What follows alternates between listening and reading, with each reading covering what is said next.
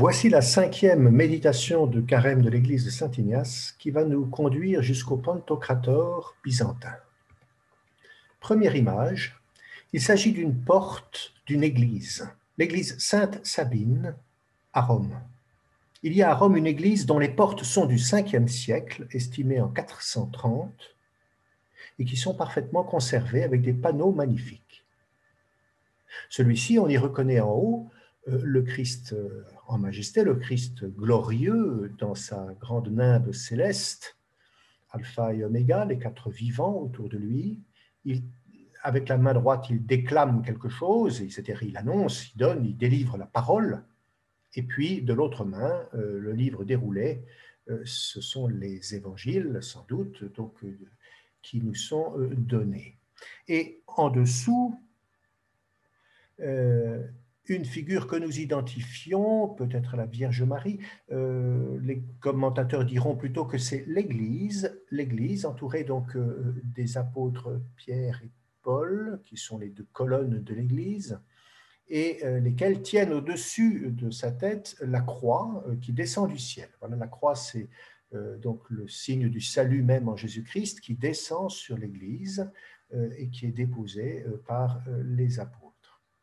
Alors, cette matrone, elle est l'Église, elle ressemble à la Vierge Marie et nous allons passer de cette image à celle-ci. Nous sommes ici devant un parchemin, une page d'un codex, c'est-à-dire d'un livre qui se trouve au musée des Offices à Florence, un livre du VIe siècle. Cette page attribuée à un auteur qu'on appelle Raboula, a été réalisée sur les bords de l'Euphrate. Et donc, elle nous emmène sur ces rives d'Orient. Elle représente, dit-on, une ascension. On peut même dire qu'elle a donné lieu, elle est le modèle de référence au fond de beaucoup d'ascensions, d'images de l'ascension. En fait, nous allons voir qu'elle est bien autre chose aussi. Elle n'est pas que l'ascension. Regardons-la. Donc, évidemment, le Christ en gloire sur son orbe céleste là, qui s'en va, porté par un char de feu. Ça, il n'y a pas ça dans l'Évangile, mais ici, il y a le char, référence à Ézéchiel 10, ce char sur lequel l'arche du temple est venue se poser pour s'en aller se disperser par les 4 vents. Les 4 vents, ce sont les 4 vivants, au fond, également d'Ézéchiel, que l'on voit sur l'image. En somme, la parole que le Seigneur de Majesté tient à la main, cet évangile qu'il déroule et qu'il nous offre, est destiné à se distribuer aux 4 coins du monde. Voilà ce que nous pouvons imaginer pour le haut. En bas, eh bien, les apôtres, des anges, donc les anges qui montrent le ciel. Il s'agit bien effectivement de l'ascension. Les anges de l'ascension montrent aux apôtres le ciel, Pierre à droite, Paul à notre gauche. Mais au milieu, il y a la Vierge Marie. Pour le coup, c'est bien la Vierge Marie, elle est identifiée avec une auréole. La Vierge Marie n'était pas présente dans l'Évangile au jour de l'Ascension. En revanche, elle était mentionnée où? Au jour de Pentecôte. Et si nous voyons bien les petites montagnes qui font le fond, là, on repère des langues de feu. Des langues de feu. En fait, d'ascension, nous sommes plutôt au jour de Pentecôte. Nous sommes plutôt au jour de Pentecôte. Et cet évangile qui nous est donné par le Christ céleste, c'est bien la loi de l'Esprit, le don que nous fait le Christ. En même temps qu'il se retire, il nous donne la loi de l'Esprit, son évangile. Entre le haut et le bas, un petit détail qui aurait pu nous échapper, sous le char de feu, une main. C'est la main de Dieu. Il est habituel de voir la main de Dieu sur une scène d'ascension, mais on la représenterait alors au-dessus, indiquant Jésus et disant « Celui-ci est mon fils en qui j'ai mis tout mon amour, écoutez-le ». En l'espèce, elle est sous le Christ et elle ne désigne pas. Elle est ouverte pour donner. C'est la main de Dieu qui nous donne l'esprit de Pentecôte, en même temps que le Christ se retire. Enfin, la Vierge Marie. Je signale que la Vierge Marie, c'est la première fois aujourd'hui que nous la voyons dans notre petit parcours. En vérité, elle aurait pu venir plus tôt parce qu'elle est déjà représentée dès le temps des catacombes, la Vierge Marie. Elle est venue tôt dans l'art chrétien. Mais nous la faisons rentrer aujourd'hui, quand elle prend sa forme et sa stature, on peut dire dans l'imaginaire, elle s'introduit au milieu des apôtres, elle passe au premier plan, plus grand que eux, elle est la première au fond.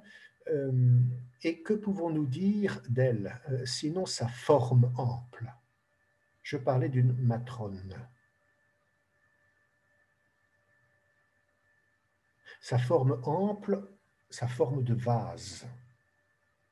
Vieil imaginaire pour représenter la féminité d'ailleurs, la forme du vase, c'est-à-dire une forme de réceptivité. Au cœur de l'Église, il n'y a plus un trône, Marie ne trône pas et le Christ non plus au ciel ne trône pas ici. Il n'y a pas un trône, il y a, on pourrait dire, notre cœur ouvert, notre réceptivité.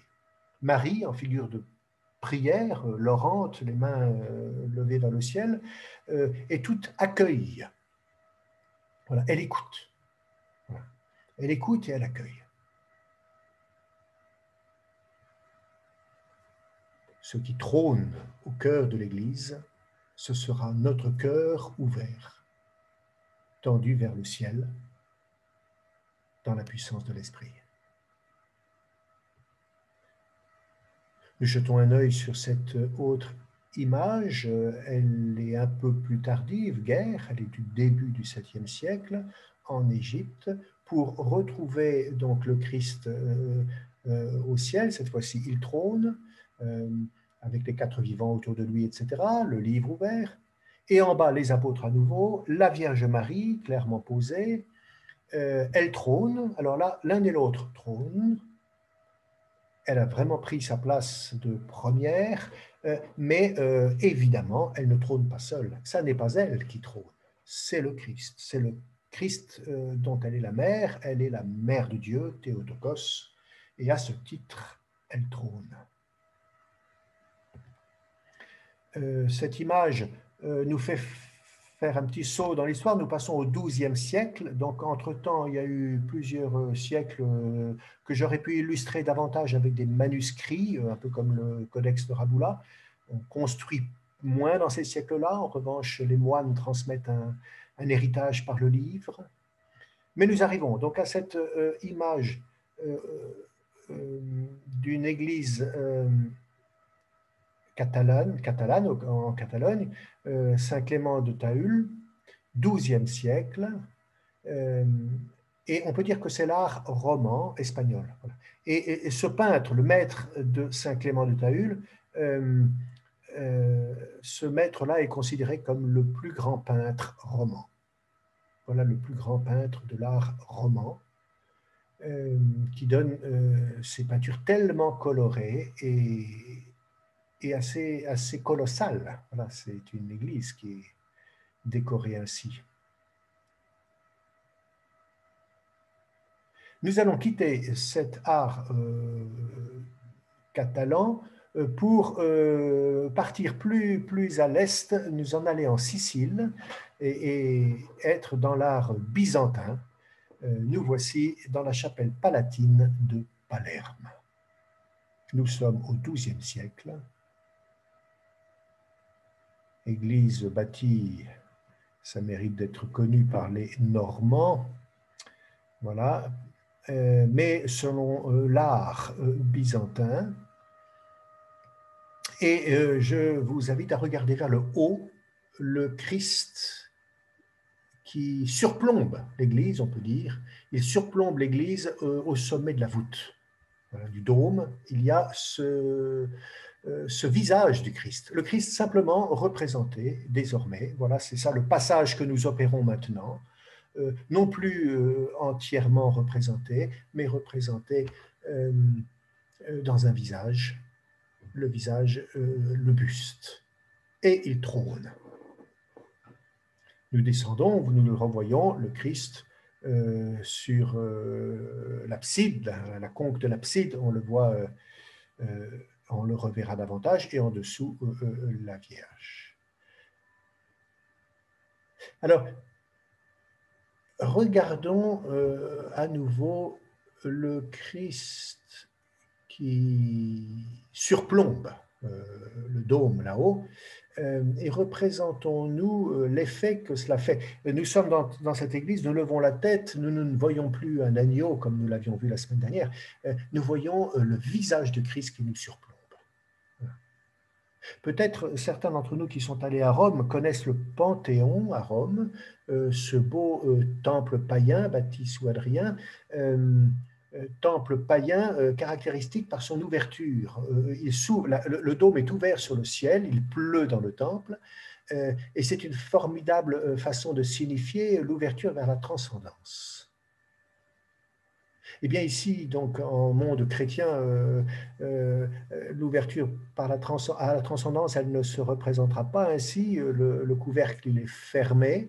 En revanche, quelle autre image plus belle pour nous signifier l'ouverture vers Dieu, vers la transcendance, quelle autre image que le visage de l'homme?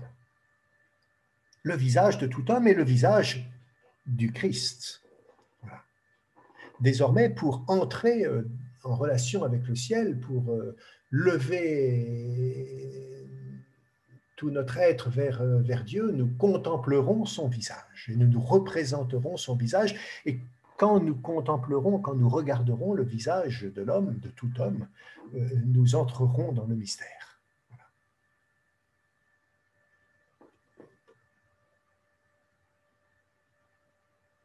Splendeur magnifique du Christ qui surplombe tout en haut. Et puis alors nous descendons un peu vers le Christ de l'abside, celui-ci ou un autre. En voici un autre qui se trouve également à Palerme, dans la plus grande église de Montréal, superbe et fameuse image du Pantocrator, le Christ qui nous surplombe depuis l'abside. Ici, ça n'est plus le Christ d'en haut, c'est le Christ dans sa grandeur. Voilà. C'est le Christ dans sa grandeur. Quand on entre dans l'Église, on est saisi par l'immensité, le gigantisme au fond de ce buste qui nous surplombe. On peut dire que le Christ, par son visage et sa main, le Christ occupe tout l'espace. Il n'y a plus, immédiatement en tout cas, d'anges, il n'y a plus, il y a quelques lettres, voilà, un petit schéma de lettres, mais sinon rien d'autre qu'on pourrait dire un four solaire. C'est la lumière de Dieu. Nous sommes en Dieu. Dieu, d'ailleurs, le mot Dieu, étymologiquement, vient d'un mot sanskrit qui signifie la lumière, le lumineux, le brillant. Nous sommes là où rien de corruptible n'aurait sa place. Dans ce four lumineux qu'est le mystère de Dieu, il n'y a de place que pour Dieu. Et c'est ça l'effet que produisent ces mosaïques d'or. Pas tellement seulement signifier la richesse, mais signifier surtout la grandeur inaccessible et lumineuse du mystère.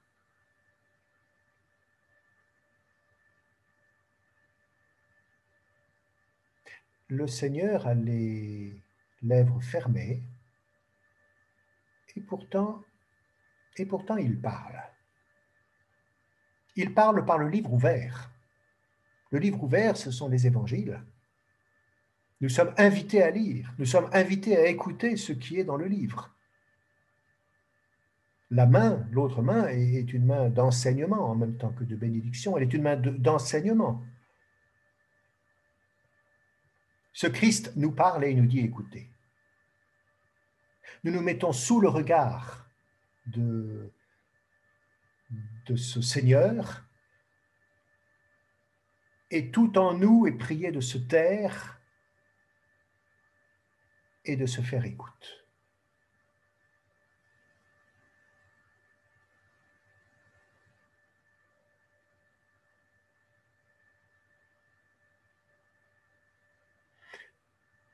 Un mot sur les traits de ce Seigneur.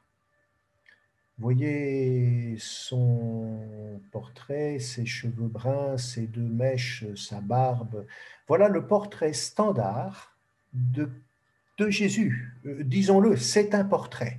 Jusqu'alors, ça n'en était pas un. Maintenant, on peut dire c'est un portrait. C'est-à-dire, ça prétend représenter le visage de Jésus. Un concile de la fin du 7e siècle, un concile universel, a recommandé, non pas impérativement, mais recommandé que l'on représente le Christ non plus par des symboles comme l'agneau, mais par son humanité. N'ayez pas peur de représenter son humanité. Et on déroule une légende, celle du Mandulion, celle de ce linge que le Christ avait sur lequel le Christ avait marqué de sa sueur, enfin voilà, avait marqué son visage. Ce linge trouvé au tombeau, peut-être, et qui est devenu toutes les icônes de la Sainte Face.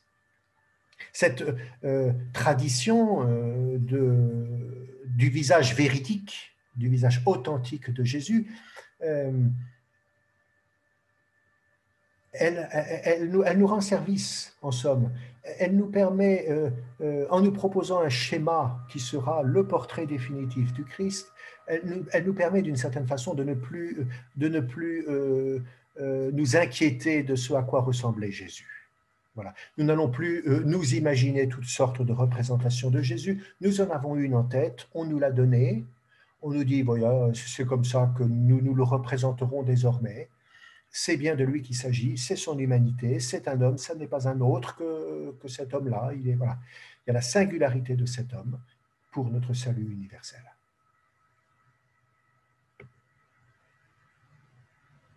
Ah, ici, nous sommes au monastère de Daphni, en Grèce. Il nous surplombe à nouveau, il est au sommet de la voûte, et son visage est plus dur. Son visage est plus dur, oh là! Oui, son visage est plus dur, mais il ne nous regarde pas dans les yeux.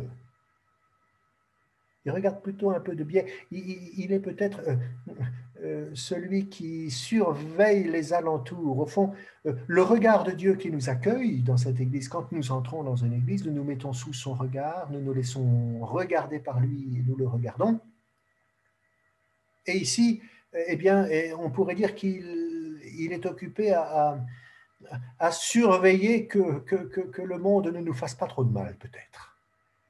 Peut-être est-il le visage non pas tant colérique que redoutant les démons. Nous sommes dans un monastère, dans une abbaye grecque. Les moines sont des gens qui se battent contre les démons, ce sont des gens du combat spirituel. Et ce regard-là est celui de Dieu qui affronte, on peut dire, les démons. Il est plus doux ici, il est plus plaisant. Il est plus plaisant et il nous regarde en face. Toujours ce même visage avec ces deux petites mèches, voilà la signature qu'on retrouve sur les icônes habituellement. Il nous regarde en face et là c'est le regard, on peut dire, de bonté, de bonté, de tendresse de Dieu. Celui-ci est peut-être particulièrement beau et touchant. Il se trouve à Istanbul, dans l'ancienne église Sainte-Sophie au XIIe siècle, cette église qui est redevenue tout récemment, vous le savez, une mosquée.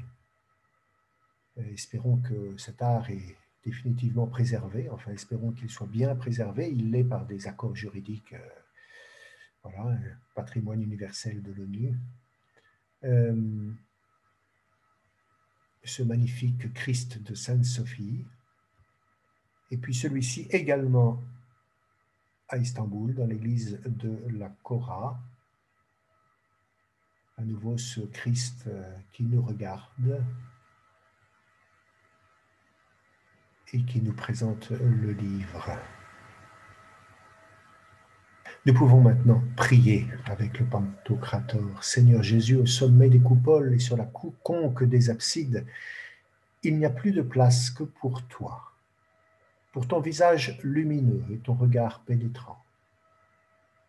Regard terrible ici ou là quand il s'agit de veiller sur nous et d'affronter nos démons. Regard de douceur quand tu le portes vers nous dans un face-à-face bienveillant.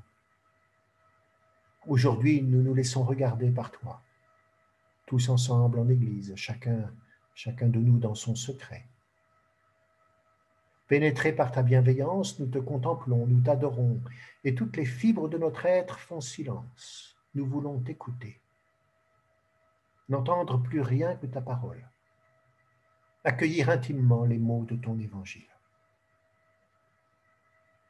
Vienne sur nous ta parole, ô Seigneur Jésus, vienne sur nous l'Esprit pénétrant qui ouvrira nos cœurs à ton dessein de bonté. Que brûlent alors, comme en un four incandescent, les résidus du péché, que s'épuise le chahut qui nous disperse, que s'unifient nos vies dans la contemplation de l'unique, qu'ils s'en aillent les démons illusoires et que seule demeure la beauté de ton visage. Nous vivrons ce mystère en Église et la Vierge Marie sera notre mère dans l'Église. Nous l'avons vu aujourd'hui prendre sa juste place, modèle d'écoute et de réceptivité, figure première de notre ouverture au mystère. Ses bras tendus vers le ciel portent nos prières, son sein maternel est celui de toutes nos fécondités. Seigneur, avec Marie, nous t'adorons.